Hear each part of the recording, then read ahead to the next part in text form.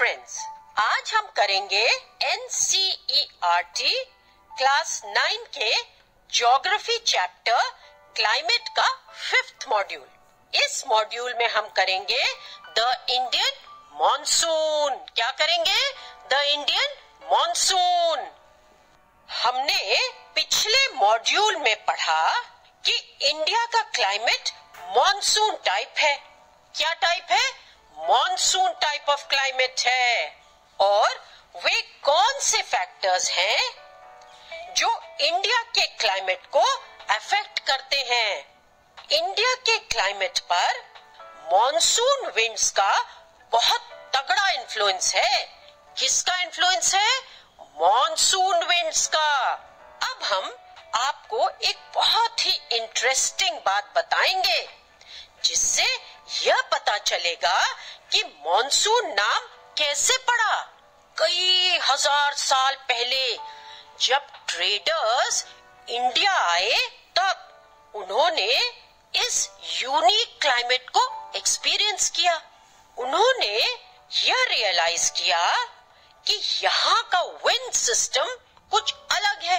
तभी उन्होंने इस विंड सिस्टम को अपने एडवांटेज के लिए यूज करना शुरू कर दिया। अब ये विंड सिस्टम क्या था?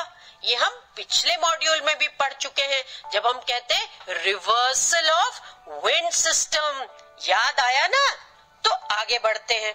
जब विंड्स ओशन से होकर इंडिया की तरफ आती थी तब ये सेलर्स और ये ट्रेडर्स उस फोर्स को यूज करके अपनी शिप्स इंडिया लाते थे। ये बहुत आसान हो जाता था उनको कि विंड के साथ वो इंडिया आ जाते थे। सेलिंग बहुत इजी हो जाती थी। और जब ये विंड्स इंडिया से होकर ओशन की तरफ जाती थी तो वे उस विंड का फोर्स यूज करके वापस चले जाते थे। उन्होंने इस रिवर्सल ऑफ विंड सिस्टम का फायदा उठाया और अपने ट्रैवल को आसान बना लिया। कैसे बना लिया? ये तो बहुत इजी है। तुमने पिछले मॉड्यूल में जो पढ़ा था कि विंड का रिवर्सल होता है तो वो क्या करते थे, जब विंड्स ओशन से होकर इंडिया की तरफ आती थी तो वे अपनी शिप्स इंडिया ले आते थे। और जब विंड्स इंडिया से ओशन की तरफ जाती थी तो वे डिपार्ट कर जाते थे, मतलब वे चले जाते थे। तो विंड के फोर्स को उन्होंने बहुत अच्छे से अपने ट्रैवल के लिए यूज करा। तो ये कहानी से हम पता कर सकते हैं कि जो विंड रिवर्सल सिस्टम है वो शिप्स के लिए कितना यूजफुल है। जब अरब ट्रेडर्स इंडिया आए तो उन्होंने इस रिवर्सल ऑफ विंड सिस्टम्स को एक नाम दिया। अब सोचो क्या नाम दिया होगा? यस, उन्होंने नाम दिया मॉनसून। तभी से नाम पड़ गया मॉनसून। तो अरब ट्रेडर्स ने इस रिवर्सल ऑफ विंड सिस्टम को नाम दिया मॉनसून का। तो चलो अब एक क्विक रीकैप कर लेते हैं। इंडिया का क्लाइमेट बहुत स्ट्रांगली इन्फ्लुएंस्ड है मॉनसून विंड से। जब सेलर्स कई हजार साल पहले यहाँ आए तो उन्होंने मॉनसून का फिनोमेना नोटिस किया।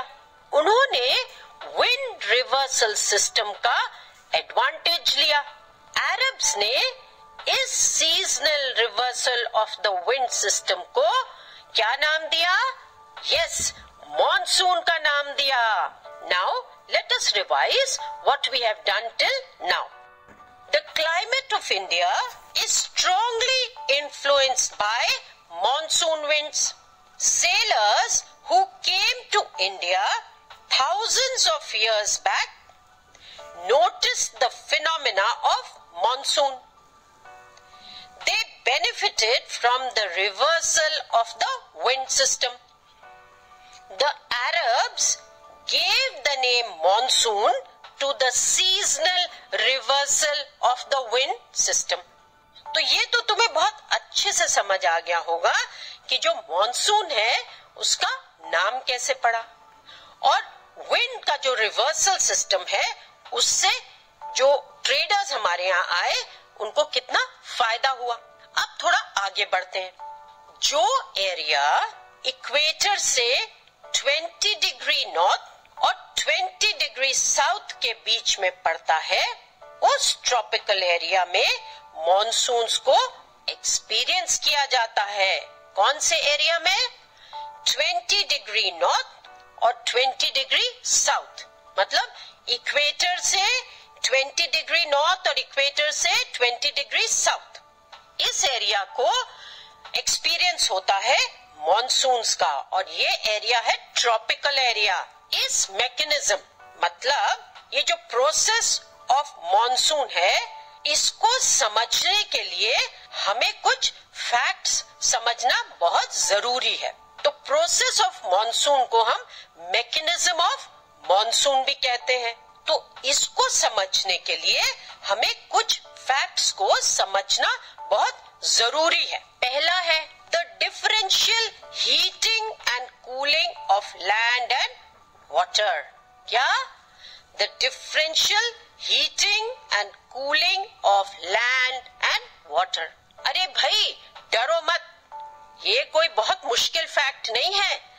इस फैक्ट को तो हम पहले भी समझ चुके हैं, तो इसको इस तरह से दोबारा करते हैं। लैंड और वाटर के कूलिंग में डिफरेंस होता है। लैंड जो है वो क्या होता है और वाटर में क्या होता है, उनमें कूलिंग और हीटिंग में डिफरेंस है। लैंड जो है सन की हीट से जल्दी और ज्यादा हीट हो जाती है। क्या होता है? लैंड जो है सन की हीट से जल्दी और ज्यादा हीट हो जाती है इन कंपैरिजन टू ओशंस। अब इससे क्या होता है बताओ? ये तो तुम कर ही चुके हो, तो बताओ इससे होता क्या है? यस, इससे लैंड के ऊपर लो प्रेशर हो जाता है, और यह क्यों होता है वो तो तुम्हें पता ही है। और ओशंस के ऊपर इस समय हाई प्रेशर हो जाता है, क्योंकि जो वाटर बॉडीज हैं वो जल्दी हीट नहीं होती और ज्यादा नहीं हीट होती, तो इसलिए यहाँ पे हाई प्रेशर हो जाता है। अब विंड्स जो है वो हाई प्रेशर एरियाज से लो प्रेशर एरियाज की तरफ ट्रैवल करती हैं। जब वे ओशन की तरफ से आती हैं तो वे मॉइस्चर से भरी होती हैं और इससे बारिश हो जाती है। अब ये बात हुई समर की। अब चलते हैं विंटर पर। विंटर में ये प्रोसेस जस्ट द ऑपोजिट होता है।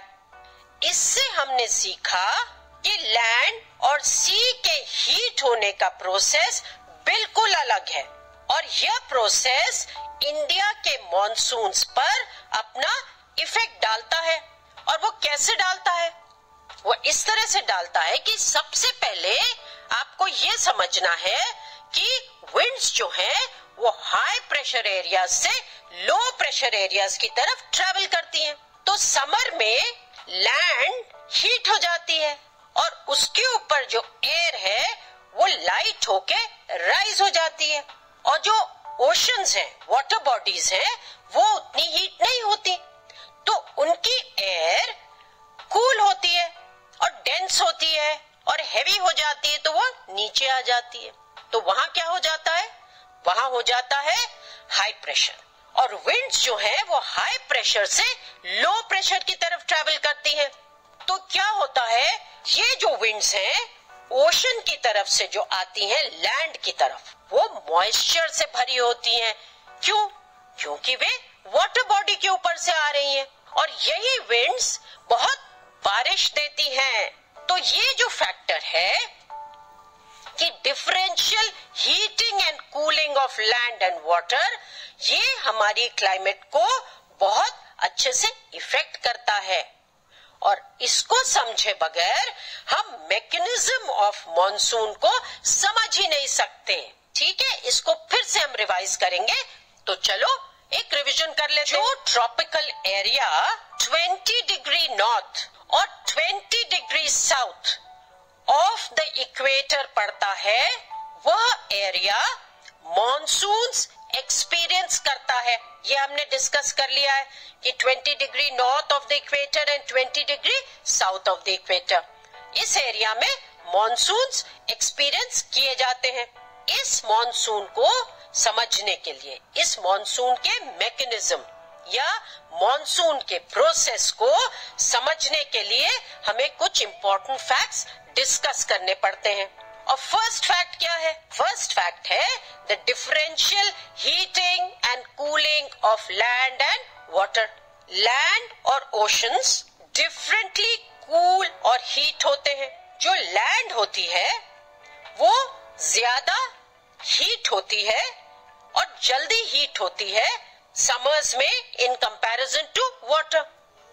और इस समय लैंड के ऊपर लो प्रेशर क्रिएट हो जाता है और ओशंस के ऊपर high pressure.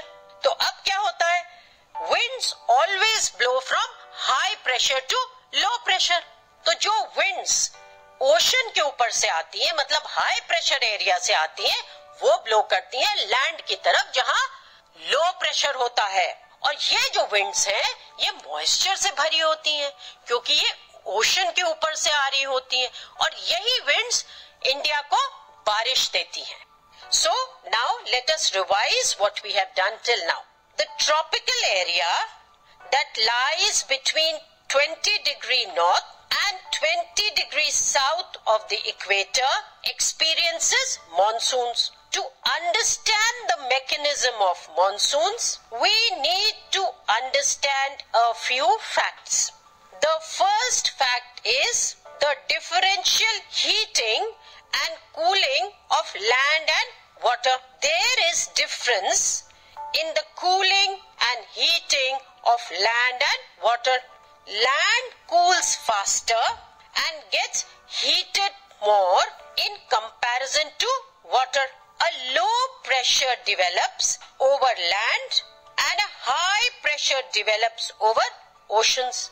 We are talking of the summertime and winds blow from high pressure to low pressure. So winds over the oceans blow from the oceans to the land, and these winds carry a lot of moisture with them because they originate over oceans. So they carry the moisture with them and give rainfall to the land where there is low pressure, and this affects the monsoon of India. It's very simple.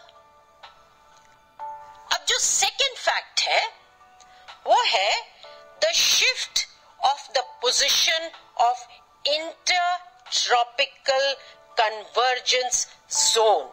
Shift of the position of intertropical convergence zone. This is also known as ITCZ. तो सबसे पहले ये समझते हैं कि यह intertropical convergence zone है क्या। इस कॉन्सेप्ट को थोड़ा सा डिटेल में समझना होगा।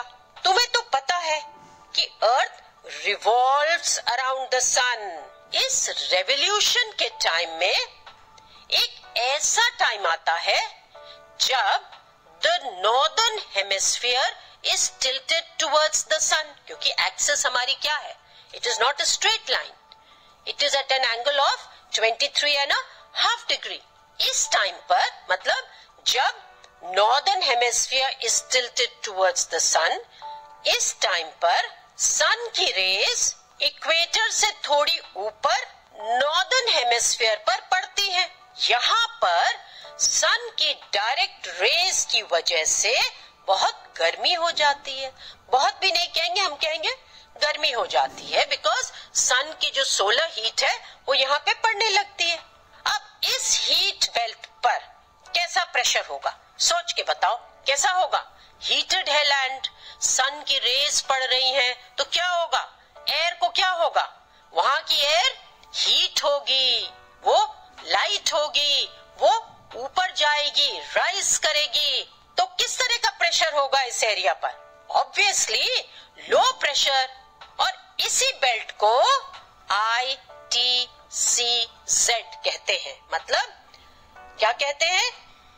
Inter tropical convergence zone, ITCZ। अब तुम बताओ इस ITCZ पर क्या होता होगा? बताओ, सोच के बताओ। हाँ, सही सोचा। जो नॉर्दर्न और सदर्न हेमिस्फीयर्स की जो विंड्स होती हैं, वे हाई प्रेशर एरिया से ITCZ की तरफ ब्लो करती हैं और ITCZ पर मिलती हैं, मतलब कन्वर्ज होती हैं। तो यही हुई हमारी ITCZ बेल्ट। अब इसको थोड़ा सा और रिवाइज कर लेते हैं। क्या होता है? एट अ टाइम सन की रेज ड्यूरिंग रेवोल्यूशन, सन की रेज जो है वो इक्वेटर के थोड़ी ऊपर पड़ती हैं, नॉर्दर्न हेमिस्फीयर पर, और यहाँ पर गर्मी हो जाती है। तो ऑब्वियसली क्या होता है? लो प्रेशर हो जाता है। और जब यहाँ लो प्रेशर होता है तो जो हाई प्रेशर एरियाज हैं नॉर्दर्न हेमिस्फीयर और सदर्न हेमिस्फीयर में, वहां की जो विंड्स हैं वो ब्लो करके आ जाती हैं इस ITCZ बेल्ट पर और यहाँ मिल जाती हैं, मतलब कन्वर्ज हो जाती हैं। यही हुआ ITCZ। इसमें कोई मुश्किल ही नहीं है। So you don't need to get scared with big names. इस तरह से जब रेवोल्यूशन में southern hemisphere is tilted towards the sun, तब सन की रेज इक्वेटर से थोड़े नीचे सदर्न हेमिस्फीयर पर पड़ती हैं। यहाँ भी सन की डायरेक्ट रेज की वजह से बहुत गर्मी हो जाती है और इस बेल्ट में एक लो प्रेशर एरिया क्रिएट होता है। तो अब हम कहाँ आ गए? अब हम सदर्न हेमिस्फीयर में आ गए हैं और यहाँ के ITCZ एरिया के बारे में बात कर रहे हैं। अब यहाँ पे हो गया लो प्रेशर एरिया। तो अब बताओ क्या होता होगा? It's as simple as this कि जो नॉर्दर्न और सदर्न हेमिस्फीयर्स की विंड्स हैं वे ब्लो करती हैं from high pressure to low pressure. तो जो हाई प्रेशर एरिया की विंड्स हैं both in the southern hemisphere and in the northern hemisphere, वे ब्लो करके आती हैं ITCZ बेल्ट पर और ये विंड्स वहां मिलती हैं, मतलब कन्वर्ज होती हैं और यही हुई ITCZ बेल्ट। तो ये बहुत क्लियर हो गया है अब कि इंटर ट्रॉपिकल कन्वर्जेंस जोन जो है वो क्या है और ये क्यों होता है। ऑफ कोर्स रेवोल्यूशन से होता है और जो हाई प्रेशर और लो प्रेशर की बात हमने करी थी वो भी रिस्पॉन्सिबल है, क्योंकि विंड्स जो है वो हाई प्रेशर से लो प्रेशर पर आती हैं। तो अब ये तुम ठीक से समझ गए होगे।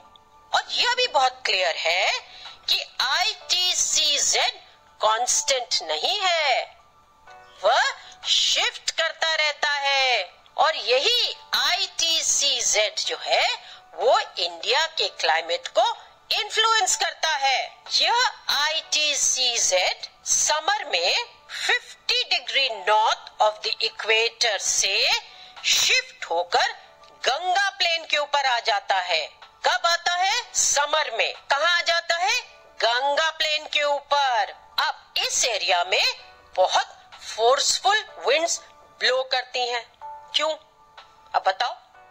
ये तो हमने करा है कि गंगा प्लेन के ऊपर फोर्सफुल विंड्स इस समय क्यों ब्लो करती है समर्स में? क्योंकि जो सारे हाई प्रेशर एरियाज हैं उनकी जो विंड्स हैं वो गंगा प्लेन पर कन्वर्ज करती हैं, क्योंकि ITCZ जो जोन है वो मूव कर जाता है in summer over the Ganga plain. तो हमने ये सीखा था कि नॉर्दर्न हेमिस्फीयर और सदर्न हेमिस्फीयर की जो विंड्स हैं हाई प्रेशर एरिया से जो आती हैं वो कन्वर्ज करती हैं ITCZ बेल्ट पे और ये बेल्ट होती है गंगा प्लेन के ऊपर समर्स में। तो नेचुरली गंगा प्लेन के ऊपर बहुत फोर्सफुल विंड्स ब्लो करेंगी और यही इंडिया के मॉनसून को अफेक्ट करती हैं। तो चलो एक क्विक रिवीजन कर लेते हैं। जो दूसरा फैक्ट है वो है the shift of the position of the intertropical convergence zone, also known as ITCZ। यह ऐसे समझा जाएगा कि जब अर्थ रिवॉल्व करती है तब एक पॉइंट पर नॉर्दर्न हेमिस्फीयर टिल्ट हो जाता है सन की तरफ। इस टाइम पर सन की डायरेक्ट रेज पड़ती हैं उस एरिया पर जो इक्वेटर से थोड़ा ऊपर होता है। यह एरिया हीट हो जाता है और वहां क्या हो जाता है, वहां लो प्रेशर क्रिएट हो जाता है। यह बेल्ट है ITCZ। और विंड्स फ्रॉम नॉर्दर्न हेमिस्फीयर और सदर्न हेमिस्फीयर, जो हाई प्रेशर बेल्ट है, वहां की विंड्स यहाँ ब्लो करती हैं और यहाँ कन्वर्ज करती हैं। और यही प्रोसेस रिपीट होता है जब रेवोल्यूशन के टाइम सदर्न हेमिस्फीयर सन की ओर टिल्ट होता है। समर में ITCZ शिफ्ट होता है गंगा प्लेन के ऊपर और winds from both hemispheres converge here. Now let us do a quick revision. The shift of the position of intertropical convergence zone, also known as ITCZ. This is the next point.